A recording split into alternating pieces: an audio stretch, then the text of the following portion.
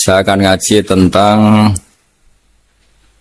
betapa mudahnya berbuat baik dan betapa mudahnya bersosialisasi yang jadi kebutuhan sosial masyarakat. Kemudian di saat yang sama sebagai kebaikan menurut Islam.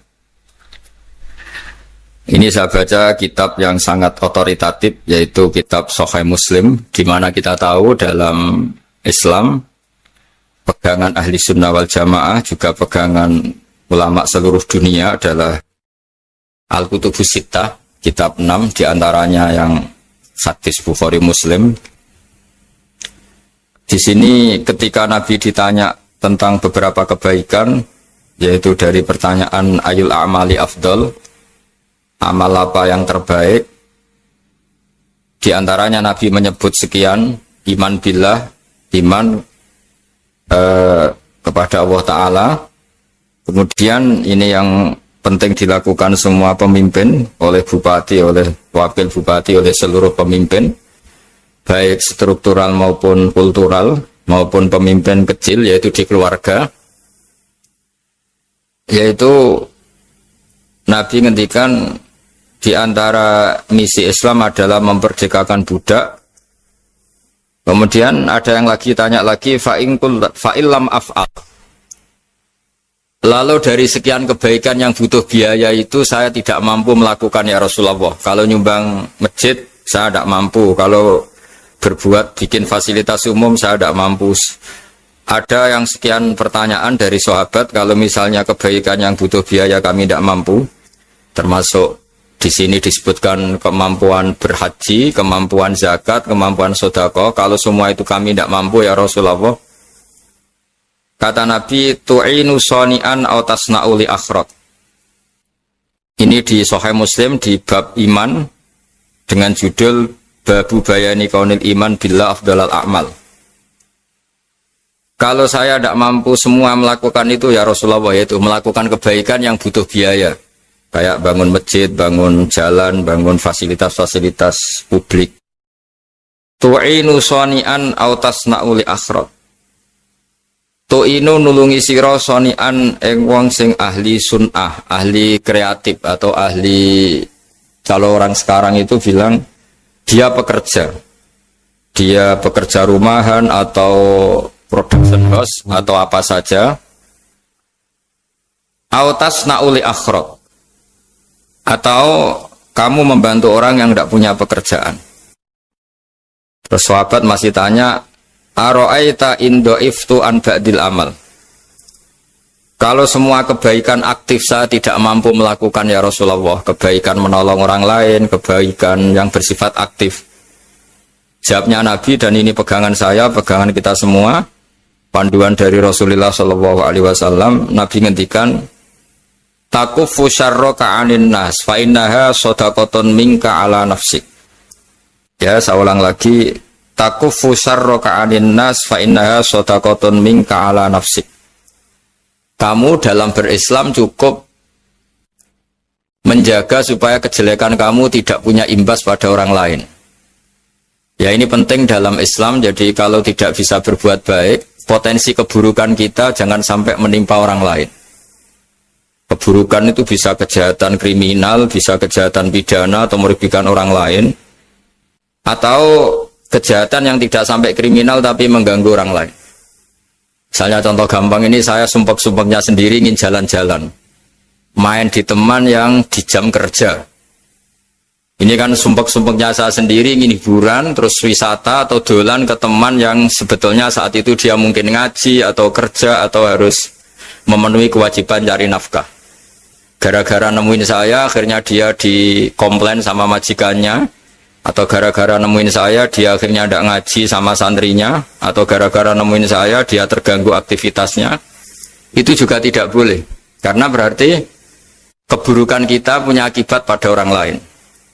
Jadi kaidah dalam Islam itu kalau tidak berbuat baik, potensi keburukan kita ini jangan sampai menimpa orang lain. Sehingga di sini Islam menyarankan uzlah. Uzlah itu nyepi. Jadi misalnya kita baru penat, baru bawaannya itu emosi, baru gak suka kumpul orang, itu ya sebaiknya jangan jalan-jalan. Karena di antara kebaikan Islam itu tabassum, senyum, atau talqatu wajhin, ceria. Tapi karena kita mungkin jatuh kredit, jatuh hutang, atau punya masalah keluarga, sehingga bawaan kita itu emosi. Nah, dalam seperti ini sebaiknya uzlah, menutup diri. Sehingga kata Rasulullah SAW, dalam zaman akhir di antara kebaikan itu kamu meninggalkan manusia, aktivitasnya, kemudian watada'un nas min syarrik, kamu meninggalkan manusia supaya nggak kena keburukan kamu. Jadi ada momen, ada saat di mana kita mungkin kalau ketemu orang itu bawaannya ingin sengak, ingin ngomong yang nggak enak, atau kita baru penat, itu sebaiknya uzlah saja, mengurung diri di kamar atau isolasi sendiri, karena bawaannya baru emosi. Nah, ini yang jarang dipraktekkan. Kalau sekarang malah banyak yang saat susah malah bawaannya ingin namam, ingin menvonis orang lain atau ngadili orang lain. Padahal pesannya Nabi, kalau semua kebaikan aktif tidak bisa kamu lakukan itu, takuffu syarra ka'anin nas fa innaha shadaqatun minka ala nafsik. Sehingga keburukan kita, ya saya ulang lagi, keburukan kita yang ingin emosi, ingin apa, itu tidak punya akibat orang lain. Di sini kearifannya Rasulullah SAW, beliau masyhur ngendikan, layak dilqodi wa hutban. Jangan sampai seorang hakim bikin keputusan ketika emosi, karena bawaannya orang emosi itu pasti nggak terkontrol intelektualnya, nggak terkontrol nuraninya, nggak terkontrol semua sifat baiknya. Itu kalau punya keputusan bahaya sekali. Sehingga Nabi dari awal ngendikan layak dilqodi wa hutban. Orang yang sedang emosi tinggi jangan bikin keputusan penting. Kemudian oleh ulama diteruskan juga jangan bikin keputusan penting orang yang sangat lapar, atau yang sangat kenyang, atau yang sangat ngantuk, atau yang super sibuk. Jadi hal-hal yang potensi buruk dalam mengambil keputusan itu harus ditinggalkan. Sehingga misalnya bupati atau wakil bupati kalau sedang tidak nyaman dengan suasana apa, nggak boleh rapat kemudian memutuskan keputusan penting. Begitu juga kiai dan semuanya. Nah, ini yang supaya otoritatif. Kenapa saya bawa kitab itu logikanya jelas ya. Kita sebagai dai, sebagai ustadz, atau sebagai mubalek, atau sebagai siapa saja, yang ingin kita wariskan ke umat Rasulullah adalah dawuh-dawuhnya Nabi. Dan kalau kita ngaji tidak pakai kitab, itu sebenarnya umat kita jejali dengan pikiran kita, dengan ide kita. Jangan-jangan ide kita, pikiran kita ini tidak mewarisi pikiran Islam, tapi pikiran kita atau emosi kita. Tapi kalau kita baca kitab, artinya umat ini berhak mendapat apa yang diteladankan dan disabdakan oleh Rasulullah SAW. Tapi kalau kita, itu pasti inginnya itu kita. Misalnya kita Bupati Banyuwangi, mungkin kita akan cerita Banyuwangi dengan asik. Tapi bagi daerah lain, apa urgensinya bagi saya? Begitu juga kalau kita kiai, mungkin kita akan cerita fadhilnya kiai. Tapi bagi orang lain yang keutamaannya jadi pekerja, jadi satpam, jadi guru, jadi pegawai negeri yang adil. Sehingga subjektivitas kita ini akan tinggi. Tapi kalau kita sebagai kiai baca hadis, maka umat ini mendapatkan panduan dari Rasulullah SAW. Nah, dari sekian panduan itu, kata Nabi, jika Anda tidak bisa berbuat kebaikan aktif, maka kebaikan yang harus Anda lakukan adalah potensi kejelekan kamu jangan menimpa orang lain. Makanya saya berkali-kali bilang, saya ini termasuk kiai yang jarang main ke alumni. Karena tadi kadang-kadang alumni itu sudah mau kerja di tempat kerjanya atau mau janjian ngantar anaknya sekolah. Gara-gara ada saya, mungkin semua itu dibatalkan. Sehingga silaturahim itu juga harus dimanage supaya tidak mengganggu haknya orang yang kita silaturahimi. Jangan sampai silaturahim jam 9, saatnya orang kerja, kemudian dia dapat peringatan dari pabriknya gara-gara sering didolani kiainya. Itu kan jadi ribet. Atau kiai karena sering didolani terus tidak ngaji, memetuki tamu terus. Itu kan jadi ribet. Apapun itu, sehingga orang itu harus berpikir perilakunya itu tidak punya akibat la doror wa la diror. Jangan mengganggu dirinya, juga jangan mengganggu orang lain. Ini oleh Nabi disebut takuffu syarra ka'adin nas fa innaha shadaqatun minka ala nafsik. Sifat buruk kamu itu harus dijaga supaya tidak menimpa orang lain, dan itu berarti menjadi sedekah kamu atau amal kamu pada diri kamu sendiri. Jadi ini penting dimaklumatkan ke semua kita bahwa saat kita tidak bisa berbuat baik aktif, misalnya nggak bisa sedekah, nggak bisa menolong orang, setidaknya keburukan kita tidak menimpa orang lain. Nah, termasuk keburukan yang terselubung adalah kita punya pikiran yang menurut kita ini hebat, tapi bagi orang lain mungkin bahaya. Misalnya kita punya pikiran ingin jadi orang kaya raya yang dermawan. Itu artinya kan pikiran baik karena ingin jadi dermawan. Tapi artinya bayangkan orang lain tuh miskin semua butuh derma kamu. Mana mau orang lain kamu bayangkan miskin butuh derma kamu. Orang lain juga bayangkan dirinya kaya gak butuh derma kamu. Itu namanya kebaikan yang subjektif.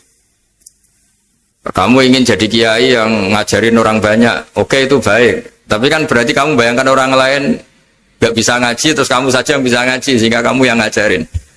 Ya sudahlah, kebaikan itu udah usah muluk-muluk seperti itu. Jadi apa yang ditakdirkan kita jadi bupati ya jadi yang baik, menolong pekerja-pekerja yang baik. Saya kemarin diceritain banyak oleh Mas Anas aktivitas Pemda Banyuwangi yang menolong banyak orang, juga masyarakat juga saling menolong dan seterusnya dan terusnya. Jadi ini jelas maksud saya supaya bupati dan semuanya pemimpin melakukan kebaikan itu berdasar panduan dari Rasulullah SAW, di mana di antara aturan yang dianjurkan beliau adalah aktivitas kita sebagai manusia adalah tu'inu soni'an au tasna'uli akhrat. Saya ulang lagi, saya ulang teks hadisnya secara lengkap supaya dapat berkahnya Rasulullah SAW. Ada beberapa pertanyaan dari sahabat, ya Rasulullah, jika saya tidak bisa berbuat baik yang berbiaya atau tidak bisa berbuat baik yang aktif, apa yang saya harus lakukan? Nabi ngendikan tu'inu shani'an aw tasna'u li asra. Kamu membantu orang yang bekerja atau kreatif, orang-orang yang kreatif atau pekerja apa saja kamu bantu, dan bantu orang yang tidak punya pekerjaan. Terus ditanya lagi, qultu ya Rasulullah ara'aita in dha'iftu an ba'dil amal. Bagaimana kalau itu pun saya tidak bisa ya Rasulullah? Terus Nabi ngendikan tafuqifu syarraka anin nas fa innaha shadaqatun minka ala nafsik. Yang penting keburukan kamu tidak menimpa ke orang lain, dan itu bagian dari sedekah kamu. Nah, perlu saya ingatkan ke semua kita lah. Makanya pentingnya membaca umat Islam dengan ilmu usul fikih. Saya berkali-kali bilang, jika ada seseorang tidur, itu jangan kamu baca sebagai tidur yang meninggalkan tahajud, meninggalkan sholat qiyamul lail, meninggalkan wiridan di malam hari. Tapi juga bacalah saat itu dia tidak dugem, tidak maksiat, tidak narkoba. Sehingga barokahnya ilmu itu ada respek pada umat Islam yang tidur. Karena tidur itu juga ada fungsi meninggalkan sekian maksiat, sekian kriminalitas.